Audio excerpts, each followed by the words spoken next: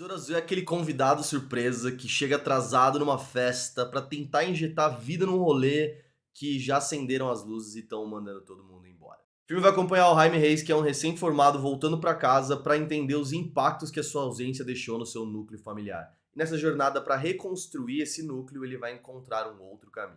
Por mais que ninguém vá falar isso, Besouro Azul é muito melhor do que ele deveria ser. Principalmente quando você pensa que esse filme foi criado pra ir direto pro streaming. É só você comparar com outro filme da Warner, por exemplo, o Flash. Também achei que o filme é bem incisivo nos poucos comentários sociais que levanta, como por exemplo de xenofobia, consciência de classe, exploração, gentrificação e obviamente do impacto do imperialismo americano nas comunidades latinas. Acho que eu dizer pra vocês que o filme cai em todos os clichês e segue o padrão que todos os filmes seguem é algo que todos os outros criadores de conteúdo já estão falando. Mas eu acredito que mesmo nesse monte de clichês que a gente viu, o fato de ser enraizado na comunidade latina traz uma perspectiva nova para uma fórmula que já é muito antiga. Acho que é nessa individualidade, nesses traços culturais da comunidade latina que o filme realmente brilha e se destaca do restante. Cenas como a transformação do Jaime no Besouro Azul na frente da família deles é um risco criativo, então esse filme não faz só o que é seguro. Principalmente porque isso já elimina parte daquele mistério da identidade do herói e também aquela jornada de revela ou não revela pra minha família quem eu realmente sou. Obviamente isso não quer dizer que o filme consiga fugir de todos os clichês, pelo contrário, parece que ele faz um mapa mental de diversos dele e tente passar e marcando cada um como completo. Também tiveram outros riscos criativos, como por exemplo a decisão de incorporar a família do Jaime Reyes no terceiro ato e no clímax do filme.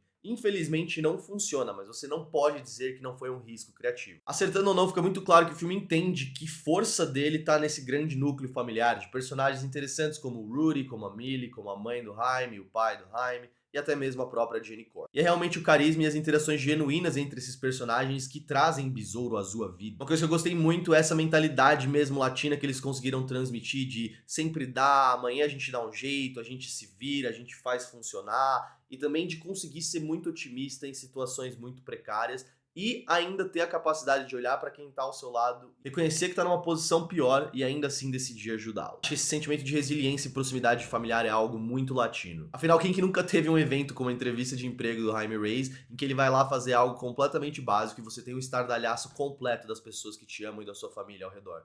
Muita gente. Essa prática nossa de celebrar pequenas vitórias é um reflexo de quão otimistas nós somos, mesmo em meio a todos esses problemas. Teve outros momentos que eu me vi identificado ali, por exemplo, quando a avó do Jaime pega a mão dela e coloca ela pra trás dele, como se ela realmente fosse parar alguma coisa que tá acontecendo com o Jaime. É a mesma sensação que você tem quando você tá andando de carro com a sua mãe, ela freia um pouco mais abruptamente, ela coloca a mão na sua frente, como se ela fosse parar você de atravessar o vidro do carro. Mas se é nos pequenos detalhes que Besouro Azul se destaca, é no macro que ele falha completamente. Porque ainda que tenha um elenco e personagens interessantes, poucas vezes eu vi um filme de origem de super-herói tão pouco interessado na origem do seu próprio herói. A gente passa pouquíssimo tempo com o Jaime descobrindo quem ele realmente é, então apesar dele ser carismático, ele parece não ter conteúdo algum. E essa falta de interesse fica ainda mais escancarada quando a gente pensa na Kajida, que é o escaravelho que domina o Jaime, digamos assim. Porque ele não conta nada do escaravelho pra gente, por que é considerado uma arma de destruição, como chegou aqui, qual a fonte do seu poder, qual o limite do seu poder, como que ela escolhe um hospedeiro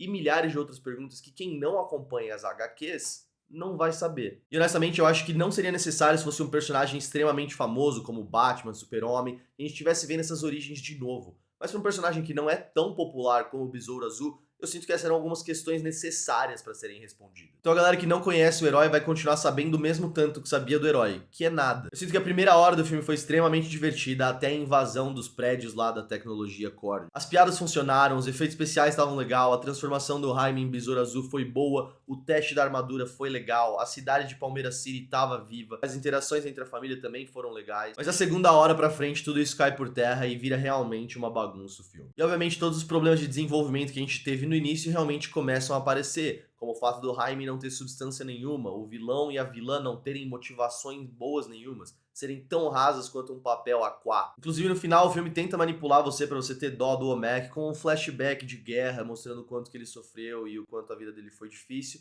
que simplesmente não se paga, porque você sente que aquilo ali tá ali só pra você ficar sentindo empatia por aquele personagem. E é quando o filme começa a ficar completamente surreal, com aquela nave do Jaime voando, com a avó dele segurando uma metralhadora, com a nave soltando um pum e com várias outras coisas que fogem do tom que eles estabeleceram no começo do filme, que você começa a ver que esse filme foi criado para ir direto pro streaming. E pessoalmente eu também acho que houve um declínio muito grande na qualidade do roteiro nessa segunda parte do filme.